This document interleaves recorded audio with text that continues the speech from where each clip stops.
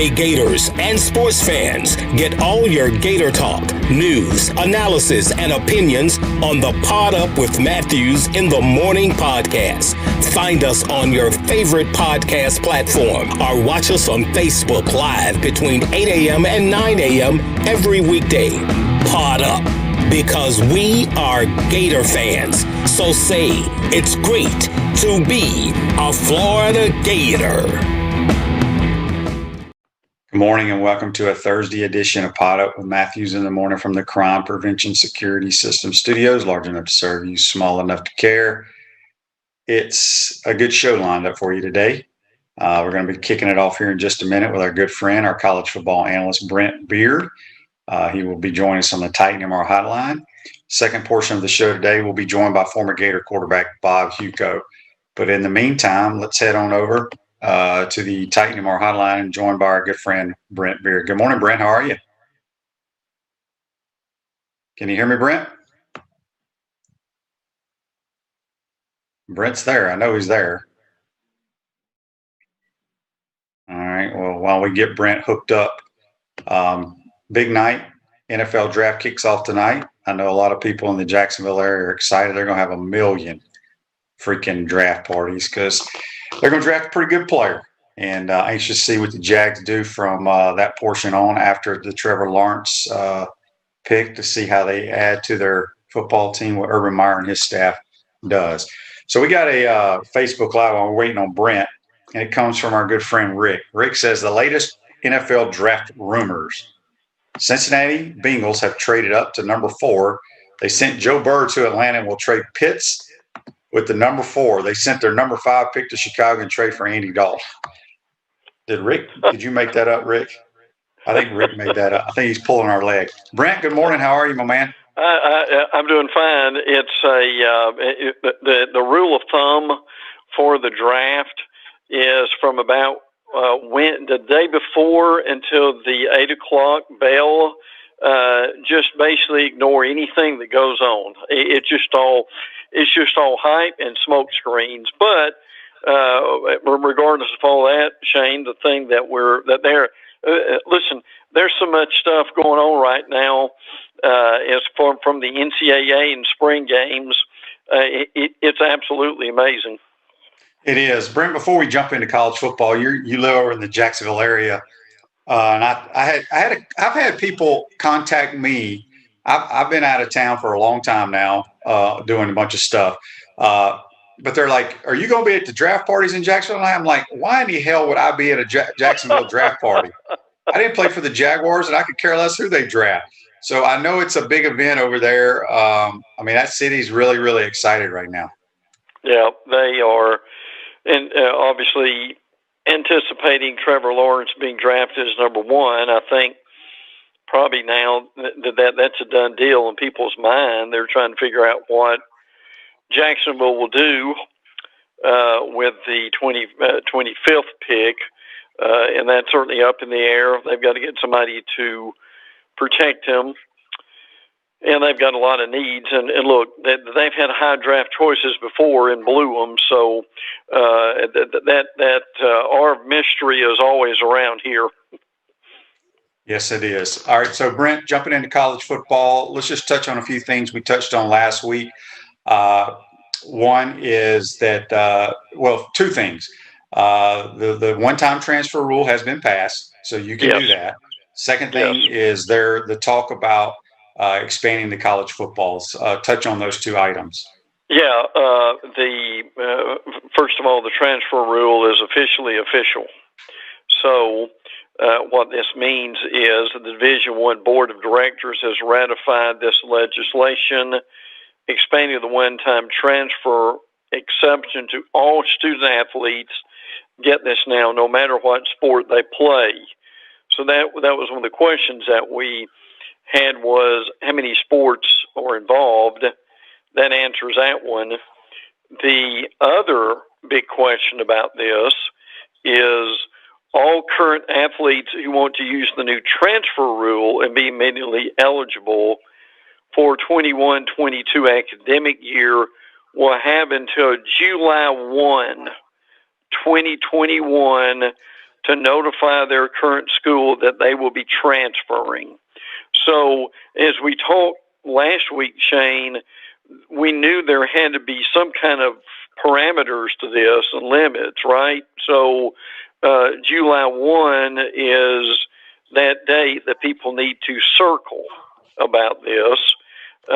Now, the playoff situation came about because in their annual meeting last week, the people involved with the college football playoff actually talked about the fact that they had looked at some 60-plus scenarios to expand the playoffs. Now, nothing is in stone yet because 2025 is actually when the contract ends. Actually ends with ESPN like 2026. So the question remains with them bringing it up, is this basically a done deal that's going to expand? We think it is. Now, it's still got to go through a committee of 11 presidents and chancellors to be done officially. So nothing has happened yet. A lot of articles that we've seen, people we've talked to that have talked about limiting it to 6, 8, and we've even seen 12 as a possibility too. So, Shane, we've got a done deal on the transfer.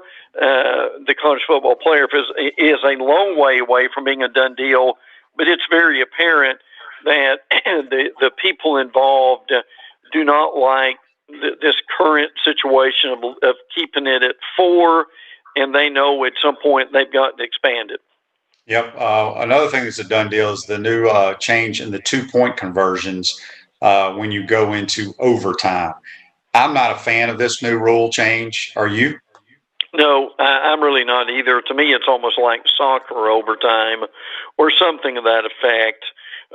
Now, the new rule is all teams will be required to attempt a 2-point conversion if they score a touchdown in the second overtime period. The previous rule required teams to attempt a 2-point conversion after a touchdown in the third overtime period. And as Shane mentioned, additionally, if a game reaches a third overtime, the game will be decided by a series of alternate 2-point conversions. I mean, to me, that this is almost like penalty kicks. Is what it amounts to that you've got in soccer. I think my frustration with this, Shane, would be, I mean, let's just say you've got just pick something, SEC championship game. Let's say Florida and Alabama were went into overtime, and the game will be decided by whoever had the most 2-point conversions. I know this is done for safety, but there's still something somewhat unsettling about that it's done by 2 points. Yeah, I don't like it at all. Brent, we got a couple of coaching moves that just happened. My good buddy Kerwin Bell's the new head coach, and we're hoping to have him on tomorrow. A new coach at Western Carolina. And then Kansas has still not named their head coach, and it's crazy to me because having talked to Kerwin the other day before he took the job, he's like, look, I'm not even able to recruit anybody really. I can go to the transfer portal, but I mean, shoot, we don't really have much time to put in a new offense. No, you're really not. I mean, just really limited in what can happen. Timing is everything in coaching hires. And look, Kansas is the same way. So the question is, who are they going to hire? We've heard Buffalo's Lance Leopold, Army's Jeff Monken, Skip Holtz's name has been brought up. Now, we need to make, because of what we do in the SEC, we need to make this clear. Mike Elko, the defensive coordinator at Texas A&M, was mentioned as a possibility for the Kansas job. He is staying at Texas A&M as of yesterday. So he's done a really good job. Shane, as you and I have talked before, Elko makes $2 million plus as a coordinator. and he really has done a good job at A&M. So it really wasn't that surprising that he stayed, but it is still amazing that Saturday will be May 1, and they still could be looking for a coach very easily on May 1. That's unbelievable. Jake Bentley, I'm sure a lot of our listeners remember that name from South Carolina, who's left South Carolina, went to Utah. Now he's a starting quarterback for the Jaguars of South Alabama. Yeah, that's right.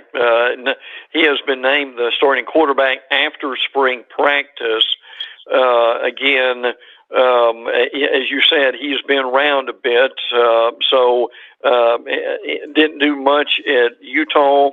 So hopefully he'll be able to settle in and end up finishing his career on a good note. So, and again, Shane, this is kind of what we're going to see with some of these transfers, would be that some of these guys are going to be transferring multiple times.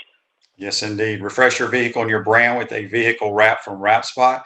April's your lucky month at WrapSpot. Mention promo code Shane and receive 13% off your vehicle wrap. Speaking with Brent Beaird here, our college football analyst on the Titan MR hotline. Brent, yesterday the SEC released their schedule for the media days. What do you think about that? Do you like the setup, who they have on each day? And I kind of just skimmed over it. Is it going to be like normal, or is it still Zoom and all that kind of stuff? No, well, there's still a lot of things that we don't know, but they put out the schedule, and it's going to be from Monday, July the 19th through Thursday, July the 22nd. Now, that's fairly normal. Matter of fact, the first coach is Dan Mullen. Interesting first day, Ed Orgeron and Shane Beamer. People are interested in the new coaches who will be talking. Josh Heupel is on Tuesday. Kirby Smart's on Tuesday. Also, Nick Saban's on Wednesday, along with Clark Lee of Vanderbilt. And then on Thursday, Sam Pittman, Brian Harsin, and Eli Drinkwith. Now, in Hoover, in the Winfrey, which is what we're used to, is where this is going to be. Now, here's what we don't know. We don't know yet, will the media be allowed to be there? Hopefully they will, because I'm planning on going. Or, as Shane said, is this going to be virtual? So, this is stuff they're working out. But, Shane, look at the date there. That's July 19th. We're just now getting into May this weekend. I'm hoping between the vaccine and herd immunity that at that point we will be in a situation where that we can all be together. Now, here's your main point here. Do the coaches and the league trust the football players and the coaches to be milling around with Radio Row and with various members of the media? That to me is going to be the remaining big question that's left here. Yes, indeed. Brent, looking around the SEC, we'll start with Alabama. They've had a few kids go to the transfer portal after spring ball. Yeah, Ronald Williams was the latest one. He was a defensive back. He was a JUCO kid. But I think he looked around and saw all the talent they're bringing in. For instance, one of their better players that they're bringing in, he's an early enrollee. His name is McKinstry. His nickname is Kool-Aid. And in the spring game, he had he broke up a pass, recovered a fumble, and made an interception. So they've got talent coming in that these guys are not going to be denied the field. So they've had a few guys, Eddie Smith, a safety, Joseph Bulovas, who is a kicker, and Al Cahoe. Those guys have all transferred out. And by the way, I'm curious if you know Dad here, but Jaden George, who's the son of Jeff George, who has entered the transfer portal. He was a walk-on in Alabama. I think he's probably seen the writing on the wall. So we'll see where he ends up. Yeah, I've never understood why a walk-on goes in the transfer portal. Right. You know, if you had to walk on somewhere I mean, it doesn't mean another school is going to give you going to want you. That's right. Absolutely. So anyway, Arkansas, we knew that they were going to lose one of their top receivers, Mike Woods, I believe his name is, but he's chosen to be an Oklahoma Sooner. I think what's bizarre about this is Mike Woods was Arkansas's second leading receiver last year. He caught 32 passes, 618 yards, and he had a really good spring game. He caught a touchdown in the spring game, and then all of a sudden he turned around and went to the transfer portal and went to Oklahoma. So what they're saying is there was no problem between he and Sam Pittman or the new receivers coach, Kenny Guyton. So right now, and I guess we can read between the lines here, but we really don't know what happened here. I mean, it certainly hurts them as far as a receiver is concerned. But Mike Woods, yes, is going to Oklahoma. Yep. We got a Facebook Live brought to you by Mellon Law, the only official law firm partner of the Florida Gators. Dan says, all the Bama kids are 4 and 5 stars, so why not transfer? There's a scholarship out there for them. I'm curious, since, in the last year or so, Brent, with kids transferring from Alabama who are high-rated kids, have all of them gotten scholarships somewhere else? I know, I can't remember if it was in the spring or when. I know there was a linebacker at one time who basically was a special teams guy at Bama, went in the transfer portal, and Florida's name was on his radar. But whatever happened to that kid? Do you have any idea? They've had a couple of kids who, to be honest, basically got in trouble at Alabama, and they tried to they sent them on their way, hoping that they would get their act together. So the couple of guys that they've had were more. It was more on them than it was anything else, because they've transferred to multiple schools and still really haven't found their way. So Saban's like a lot of coaches, to his credit, if he's got a kid that he recruited, it just didn't work out, he tries to find them a landing spot. But the thing is, and they've had kids transfer like everybody else does, but maybe a little bit, maybe a few less. But at the same time, I think that's all these coaches can do is try to find them a place, and it's up to the player from there if he sticks around or gets in trouble and goes somewhere else. Down in Baton Rouge, it's messy, as we all know. But the whole Darius Geis situation from years ago, they pretty much have banned him from LSU, right? Well, I've never really seen what good it does to wipe records away. In other words, if a school gets on probation, we're going to take away your record that year, and you'll forfeit whatever you did. I mean that to me has always been nonsense. And LSU probably trying to make the appearance that they're trying to do something here. Basically, Darius Geis was at LSU from 2015 to 2017. So, and he was a very good running back, as we all know, but he also had sexual assaults reported against him. So they trying to distance themselves from Geis. So they banned him from having anything to do with the campus. They fired their former law firm that they'd had for a long, long time. And like Monday, Shane, they had 7 more women file lawsuits according to the Title IX guidelines against LSU. So no, it's not going away. The problem here is they're going to be really good on the field. That this is going to be a much better football team than it was last year. But the question that remains is all this off the field stuff eventually going to trickle down and affect Ed Orgeron and very possibly the players? Now you've played all levels. The question is, if you're a player, do you just ignore stuff like this and say my coach and administration will take care of it? Or, Shane, at some point, does this kind of get in the locker room with all these allegations and cause some problems? Yeah, we shall see. Mississippi State, they've got some guys transferring as well. I mean, it just seems like that's all we're going to talk about from here on, Brent. Guys moving on from one school to the other. But Mississippi State, they still have a little quarterback battle going, which surprises me a little bit. But they have some guys transferring as well. Yeah, they do. But I'll say this: Mike Leach is much happier with this team. I mean, he pretty well shaken up the roster, and they had a pretty good spring.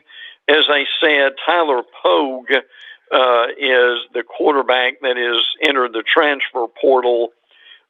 He was going to be a redshirt senior, so to his credit, at least he was around for a while. Originally played at Arkansas Tech before he came to Mississippi State. That's not Arkansas Tech's not a name you hear all the time, is it, Shane? And also Javonte Payton has also entered the transfer portal. So, I mean, you're right about that. And with this new rule going on in the deadline for July 1, a lot of our conversations the next few weeks will involve transfer portal. Ole Miss, very interesting. I think they led the SEC in rushing, if I'm not mistaken. They did. 2 days or 3 days after their spring game, Lane Kiffin fires his O-line coach. What's going on there? Well, this is Randy Clements, who was fired basically a day or two after the spring game. Now, look, the offensive line did a pretty good job. Last year, he was only there for 1 year. If that name sounds familiar, he was at Florida State and Houston. Now, what we understand here is Lane Kiffin's the boss. He and Clements, for whatever reason, did not get along, so he made the change. Now, again, they'll be fine. He'll get an offensive line coach, and they're still going to be very possibly certainly one of the best offenses in the league. That is unusual to see that happen, but you've got something between the two, and Kiffin's the boss, and he sent Clements packing is what it amounts to. Yeah. What's going on? South Carolina's kind of flown under the radar. I hadn't heard a whole lot coming out of there under Shane Beamer. Well, it's been pretty quiet. Frankly, Luke Doty, it still looks like is going to be the starter. And interestingly, Shane named him the starter. So you hear a lot about this. Well, we're just going to let this be a quarterback competition. But no, Shane Beamer named him the starter. So they're up and I guess ready to go with that. They need some help, Shane, as far as they need game breakers, frankly. So, and they've got a pretty good running back room, all in all. J.M. Bell is a guy that they do like. Kevin Harris, five-star freshman Marshawn Lloyd is the guy they really want to see. He had an ACL tear last year, didn't play. And then they've got Zaquandra White. So hopefully with them that they'll be able to be much better under Shane Beamer as far as the offense is concerned. We're speaking with Brent Beaird, our college football analyst here on the Titan Tomorrow Hotline. We'll be joined shortly by Bob Hewko, former Gator quarterback. Brent, Tennessee had their spring game. I was flipping through the channels the other night, and I saw a few plays of it. I didn't really care about watching it, but what came out of their spring game? Well, they know that they've got a new coach in Josh Heupel. They're trying to figure out who the quarterback is going to be. But one thing Heupel can do is he can organize an offense, and he can be very effective. And here's the reality for fans. We know we can't win a lot of games, but at least we need to score some points and look good on the field doing it. That's one thing they were not able to do with Jeremy Pruitt. So in the spring game, and this coaches do this on a pretty often, they had 821 yards on 99 plays. The question is, who's the quarterback going to be? Hendon Hooker, transfer from Virginia Tech. Brian Marr, who's been there for a while. Harrison Bailey, who I think may end up being the guy. They love Bailey, and he had a good spring game. But Shane, they don't have a defense. That's pretty obvious now because a lot of these guys have transferred out. Henry To'oTo'o, the linebacker, still may be coming to Alabama. We'll see. So that's kind of what you got is we may not win a lot of games, but we want to at least put up a lot of points. Any new news out of Georgia? Well, I think they're waiting on their wide receivers to get a little more healthy than what they have been. JT Daniels is certainly the starting quarterback out of the spring game. They're still trying to find more guys in the secondary. The two areas that they really need to improve on, and Kirby Smart said this at the end of the spring game, it would be the offensive line and also in the secondary. It's not that they don't have talent. The talent is very young, and they've got to be able to figure out what they're going to do with it. So, but already you're going to see this, Shane, because the magazines are coming out in about 3 weeks. Georgia will be picked to win the East, and Florida will be second. Dan says on Facebook Live, Georgia news, Piggly Wiggly has buy one, get one on pork rinds. Any nuggets, Brent? Yeah, there's always nuggets, and we love those. If you're wondering who the quarterback at Kentucky is going to be, it's Joey Gatewood. Looks like he had a pretty good spring, so good for him. I mean, Joey Gatewood being from Jacksonville, that he at least could very well be the front runner at quarterback. So we will watch that one very closely. I think too, we're looking at Texas A&M. If someone tuned in late, Mike Elko, the D coordinator, is staying. And we talked about this the other day. It looks like it's not official yet, but Haynes King could be the quarterback replacing Kellen Mond. Zach Kauza is also a possibility for them. But look, this team's going to be really good. Now, they had Chadrick Banks, their wide receivers, going into the transfer portal. But do not sleep on A&M, because A&M and LSU, I think, are going to be battling for second place behind Alabama in that SEC West. Still a whole bunch going on in college football right now. By the way, Rutch Probst, the famous coach out of Hoover, is out of Valdosta. I think he'll end up somewhere again. Believe it or not, Shane, somebody's going to hire him. Yeah. But at this point, the big thing going on is, again, July 1 is the deadline for the one-time free, as we put it, transfers for student athletes. And we're, again, looking at expanding the college football playoffs in the next few years. Yeah, Brent, I want you to hear the play of this day in sports, brought to you by Comfort Temp. Comfort is our business. Peace of mind is our promise. From now until May 31st, get our preventative maintenance plan for $169 and save almost 40% off the normal cost. Any maintenance schedule between now and May 31st will be entered to win a Nest thermostat with installation. This day in sports in 1986 in the NFL draft. And Brent, I had no idea of this. The Auburn running back, Bo Jackson, was the first pick of the Tampa Bay Buccaneers. Why did I not know that? Oh, that's a great question.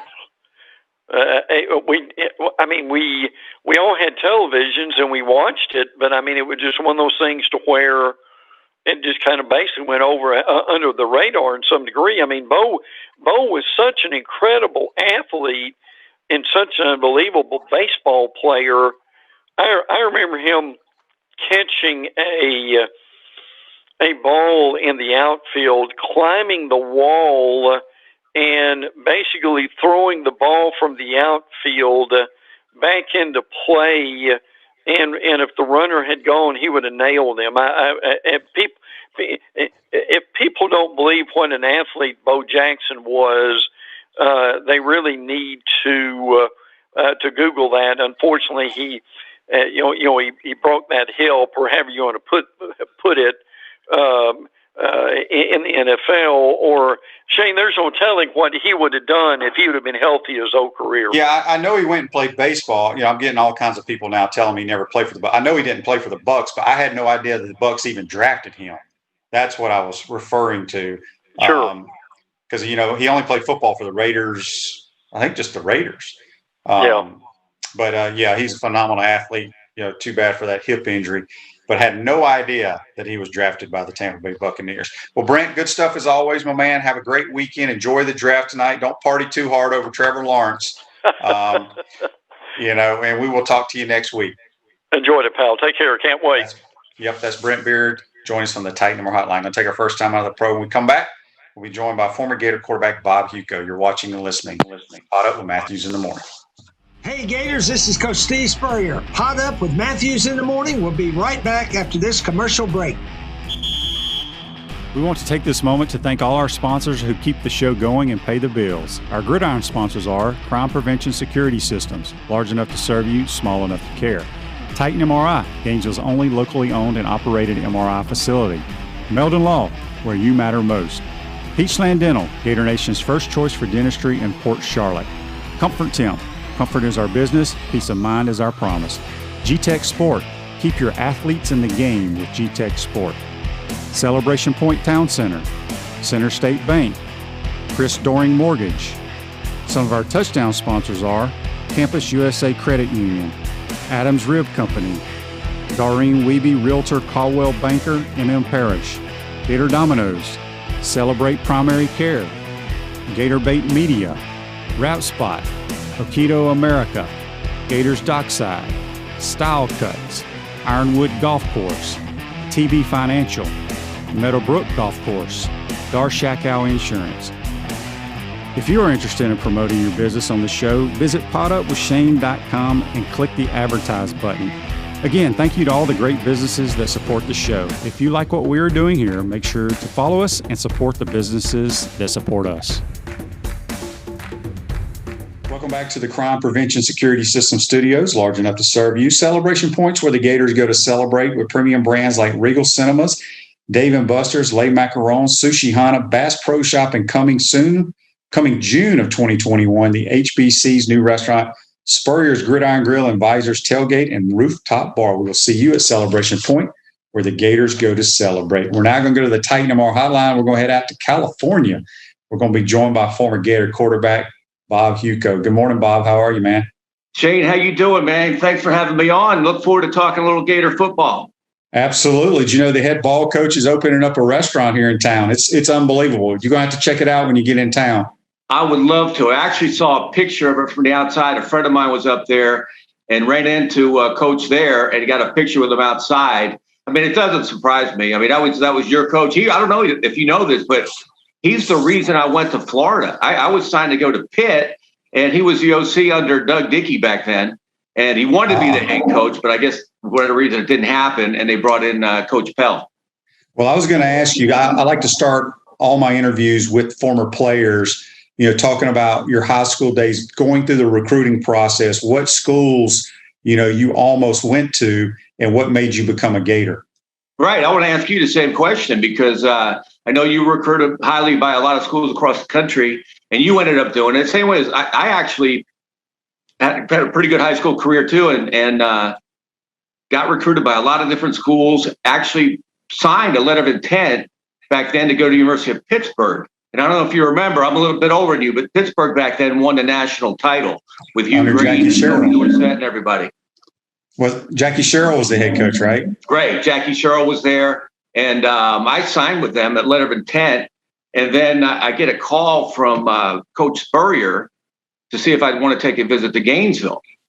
So I called my dad up and said, Coach Spurrier called me up. I wouldn't mind taking a visit to Gainesville. And so I did.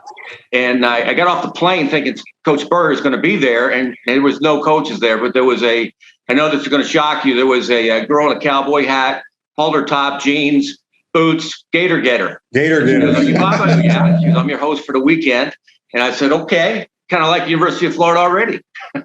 Yeah, I forgot about the old Gator Getters with their cowboy hats. Right. It's interesting.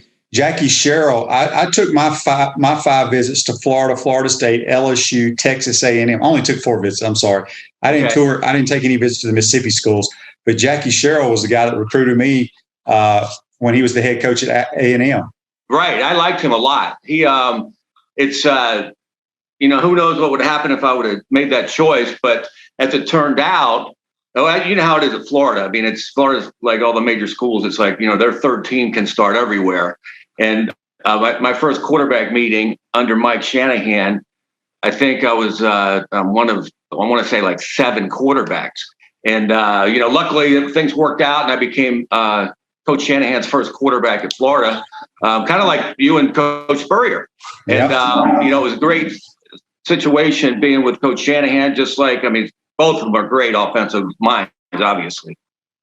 Well, speaking of that, when you were in those meetings under Shanahan, did you ever think that he may become a Super Bowl winning type coach? 100%. I hate to say it, but I knew it immediately. And it's just his knowledge of football was incredible. And the way he treated me and actually all the quarterbacks, he wanted to hear your views of what, like when he would call a play, if I remember getting picked, I think it was in Georgia Tech, I got picked off and, I'd get on the phones on the sideline with Shanahan. And back then he was up in the booth. He liked being up in the booth. And instead of, yelling at me saying, I got picked off, he wanted to know what I saw. What did you see, Bob? So I told him what coverage I thought it was. And it obviously turned into another coverage and I screwed it up. But, he's not going to, go over yelling at me right then. He wants to hear what I said. Eventually, after the game or the next day, he's going to tell me about it. But during the game, he wants to keep me up. And that's just the way. That's why he is one of the best coaches there is. At Chris Doring Mortgage, they do mortgage lending right, helping home buyers throughout Gainesville and North Central Florida. Call Chris Doring Mortgage today at 352-244-0840. Speaking with former Gator quarterback Bob Hewko on the Titan Moore Hotline. So when you look back at your Gator career, is there 1 or 2 games or moments that stand out the most for Bob Hewko? First of all, I'd like to interrupt and say I love your shirt, The Fun and Gun. We had a version of the Run and Shoot with Shanahan. And, I love, obviously, both offenses are unbelievable. But looking back at the games, I think the 2 that I remember and was my first start, which was in Tampa against University of California. And we were big underdogs back then, and we ended up beating him pretty bad. And Shanahan just, he called a great game. Thank God I played a good game. And that was the first one. And I think out of all the games that I played, the second one was my senior year when we beat Florida State. Again, Shanahan had me start, and he called an option play, which I scored on, which I thought I read the signal wrong on. And I called timeout, and Lee McGriff was on the sideline. And I went over and asked Coach if I read the play wrong, like it's 3rd and 9 in Florida State's red zone. You want me to run an option play? And I would start laughing, like, do you know me? And he said, yeah, Coach Shanahan wants you to run the option. I go, okay. And I had James Jones in the backfield, and he was my pitch back. And I did it was a counter option, came down the line, attacked the inside of the defensive end. You know that, Shane. Yeah. And there was nobody there. They all 2 players went to James, the pitchback. And not that I walked in the end zone, but I got in the end zone. So it was that game was probably my most memorable. We ended up beating Florida State that game. We were underdogs. And the opener against California was probably, because it was my first game, very memorable. And you also had a brother that played on the team, right? Right. In fact, I had 2 brothers. An older brother was wide receiver, Eric. He's now a lawyer in Palm Beach. And my brother, Al, he went back and forth from offensive line and defensive line. And when I told him I was thinking about signing with Florida, he kind of made me think about it, because he goes, I don't know if you want to come in. They just signed an All-American quarterback that they really like. And it ended up being Chris Collinsworth, who, they moved pretty quick. Surprisingly, they tried him at safety, if you can believe that. Collinsworth playing safety. And then they moved him to wide receiver. And obviously, I think he played 10 years in the league, but one of the greatest ever. Yes, there's no question. So you were at Florida, so you know all about Jan Hall. Right. Did you live with your brother in Yon Hall, or did you have a different roommate? I actually didn't. They had one thing Coach Pell liked to do was room you with a person you don't think that you necessarily would be roomed with, and just trying to get more camaraderie within the team. And for the first couple of years, I did that with different roommates, and then I moved upstairs in Yon Hall on the, I guess it would be I forget what floor it was, but I had my own room up there.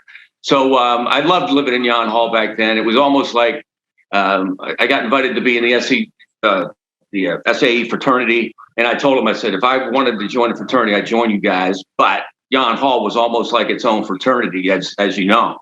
No question about it. So what was it like playing for the Bucs back in the day? It was, I can say it now, but after leaving Mike Shanahan's offense and going to it was the John McKay Bucs back then. And people who don't remember John McKay, he won at USC. He won 5 national championships. And he had a run-based offense. And, going from Shanahan's run and shoot to John McKay's pretty much sweep right, sweep left. Offensively, mind-wise, it was a step back from what Shanahan had. But I got along really good with John McKay. And, thank God he put me on the team. And so I made it with the Bucs, but they had a lot of great players. Hugh Green was on that team. James Wilder running back. They had some unbelievable talent, and I like Tampa a lot. I like going back to Tampa all the time. We got a text here on the Titan More text line. It comes from Kyle. He wants to know, what of the former Gator teammates do you stay in touch with the most? Well, Collinsworth, we became really good friends. In fact, we were friends, obviously, from playing ball, but I was actually at his wedding, and all the guys that I played with. And Shane, you obviously one of the greatest quarterbacks to play. And looking back, I used to think I was a great quarterback, but looking back, I had in my backfield at Florida 4 number 1 draft picks at running back. 4. The backups were number 1s. I had Lomas Brown blocking for me.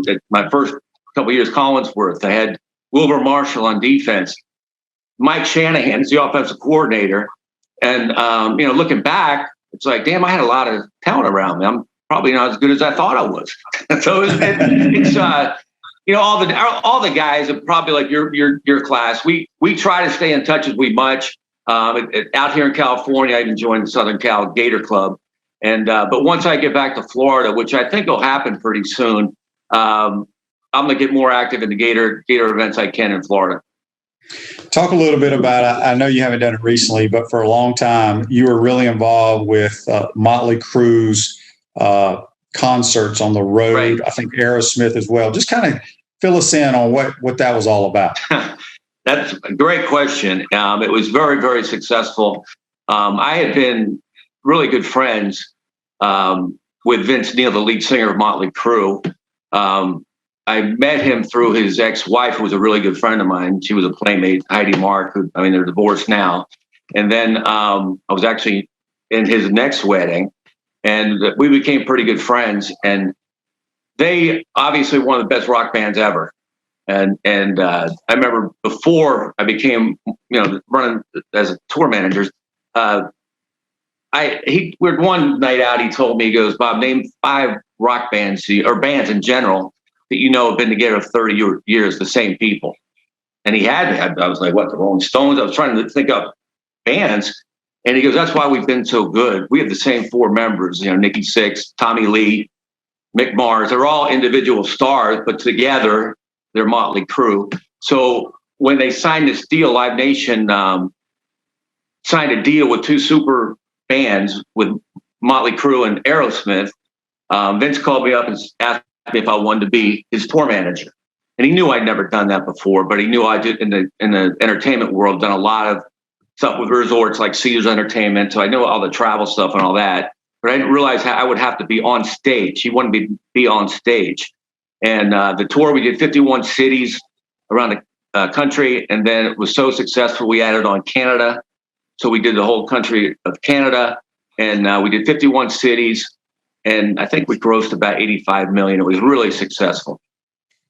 So when you were on stage, what were you actually doing on stage? Well, that's another great question. I thought, I'd be just setting up, travel, doing the band stuff, but on stage, he had me taking care of him, and if any other band members needed help, it could be anything. I mean, if his ears wouldn't, give me a signal, hit the fix, get the sound man. It's like football, obviously. A lot of hand signals to the sound man about problems if it was with Tommy's sound system or whatever. I'd put a signal to the sound manager who would fix it. I mean, those guys are so professional. They would screw me with me once in a while because they're so, they're all veteran musicians. But it was crazy being on the stage with a major rock band. I mean, it was indoor-outdoor concert series. We would average outdoor over 30,000 in attendance. Indoor would be selling out everywhere. And, it's Aerosmith and Motley Crue. I'd be hanging out with Vince Neil, Tommy Lee, and Steven Tyler. You just, you can't dream that.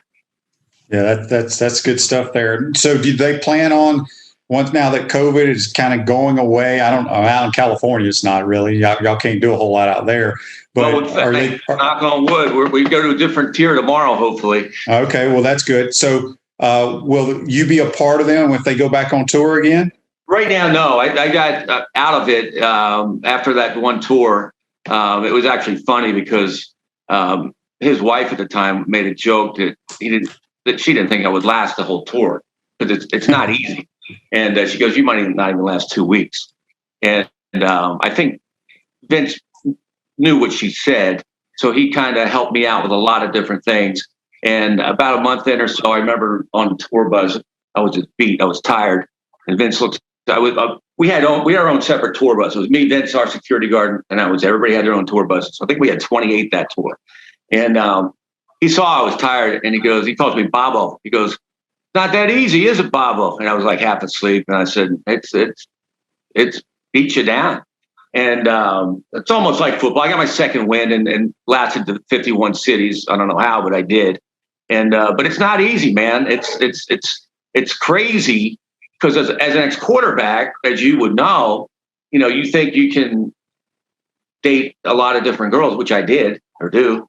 And but hanging around rock stars, it's a different world. I mean, I can't if imagine. you're a rock star, it's incredible. The numbers are just incredible. So basically, you're saying it took years off your life. Well, let's hope not, right? I was going to put it in kind of guys' terms. As a quarterback, I would get my pick of the litter as far as dates. When I'm on a rock tour, I would take the scraps and be pretty happy. So let me ask you this before we let you go. A few more minutes. Let everybody know what you're up to these days. Well, it's the same thing, and I getting into what I love your history too, as far as coaching and getting into television and radio. I did a radio show in Tampa for years, and actually with Scott Brantley. Remember Scott Brantley, the linebacker at Florida. And then I loved I was a journalism major, so I'd like to stay involved in that. And the last 6 years, I was a TV color commentator for. You ever watch the girls' professional football, where they play tackle football? Yeah.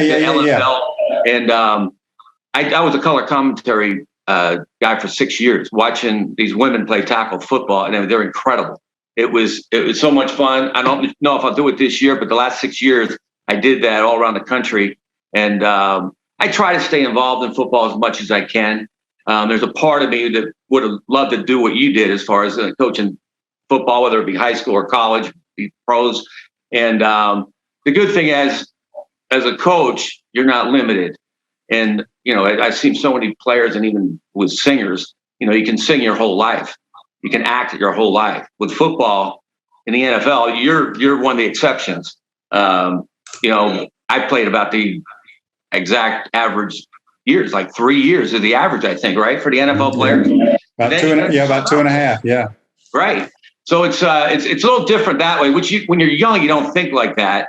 But when you get older, a lot of my friends played Major League Baseball, and they can play into their 40s. And even now with NFL, it's Tom Brady. I was going to mention Brady, but he's 47. He still throws the ball great. So it's I try to stay involved in sports as much as I can, and hopefully get to hang out a lot more with you guys in Gainesville.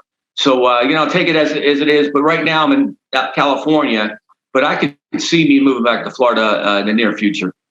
So speaking of that, last thing for you out in California, I don't know how often you get to see the Gators, but obviously Dan Mullen has been here 3 years, kind of got the program back rolling in the right direction. Do you get to see many games out there? I see them all on TV. My last birthday, my birthday's in June. I think is your birthday in June? It is. I don't know why I know that, but I do know that. My last birthday, guy calls me up and he goes, "Hey, I got Dan Mullen on the phone to say happy birthday." I thought he was joking with me. And he puts Dan Mullen on the phone and treated me obviously as an old Gator, but so good. He said, "Hey, Bobby, anytime you want to come back to a game, you need anything, give me a call personally. I'll get you set up." And I'm just that kind of attitude. It shows the way that his team's playing for him. Yeah, it's good stuff. We appreciate you taking the time, Bob, for joining us out there early in California. Take care. And next time you're up in Gainesville, let's get together, my man. Let's stay in touch, man. It's great having an interview from a Gator legend, man. It's a great feeling, great interview, and look forward to seeing you, man. Go Gators. All right, that's Bob Hewko, former Gator quarterback. Join us on the Titan MR Hotline. We're going to take our final time out and wrap up this edition. You're watching and listening to Pod Up with Matthews in the Morning. We want to take this moment to thank all our sponsors who keep the show going and pay the bills. Our gridiron sponsors are Crime Prevention Security Systems, large enough to serve you, small enough to care. Titan MRI, Gainesville's only locally owned and operated MRI facility. Meldon Law, where you matter most. Peachland Dental, Gator Nation's first choice for dentistry in Port Charlotte. Comfort Temp, comfort is our business, peace of mind is our promise. G-Tech Sport, keep your athletes in the game with G-Tech Sport. Celebration Point Town Center, Center State Bank, Chris Doring Mortgage. Some of our touchdown sponsors are Big Mills Cheesesteaks, MB Listing, Cornerstone Financial, McDonald's of Gainesville, My IT Masters, Gainesville Neon and Signs, 84 Lumber, Tropical Smoothie Cafe, Chick-fil-A on Archer Road, Avra and Smith, Dowling Signs, Chomp Carter Apparel, Ruse Ogra Agent, State Farm Insurance, Silver Cube Billiards and Sports Bar. If you are interested in promoting your business on the show, visit podupwithshane.com and click the advertise button. Again, thank you to all the great businesses that support the show. If you like what we are doing here, make sure to follow us and support the businesses that support us.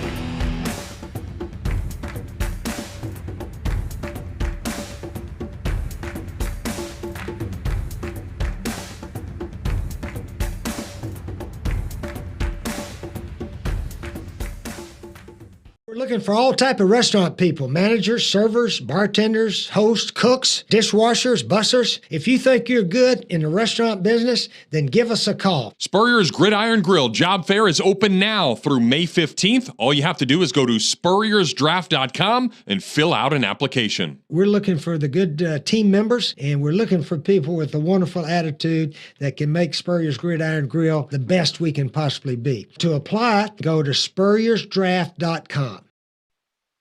Welcome back to the Crime Prevention Security System Studios, large enough to serve you, small enough to care.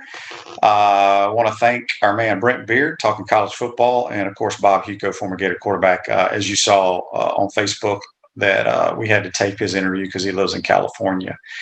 Get excited for the draft, folks. Tonight we find out about Kyle Pitts, Trask, and the rest of the Gators. Also, who else Jacksonville will draft as well.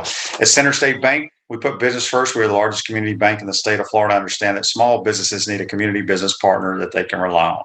Center State has 4 convenient Alachua County locations. Center State Bank, member FDIC. Rick says, rumor has it Shane will get drafted tonight.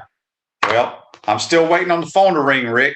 It's been, 30 years since I was in the draft. No, wait, 29 years. And still ain't got drafted. So it is what it is. I wish a lot of luck to anyone that is draft eligible tonight. Should be a lot of fun. Folks, make sure you tune in tomorrow. Tell all your friends to follow us on all the different social media outlets and podcast outlets. Today's show's a wrap, brought to you by Wrap Spot. Be safe. We'll talk to you tomorrow. Take care. 1st and 10. Matthews, near side, wide open, Alonzo Sullivan. He may go.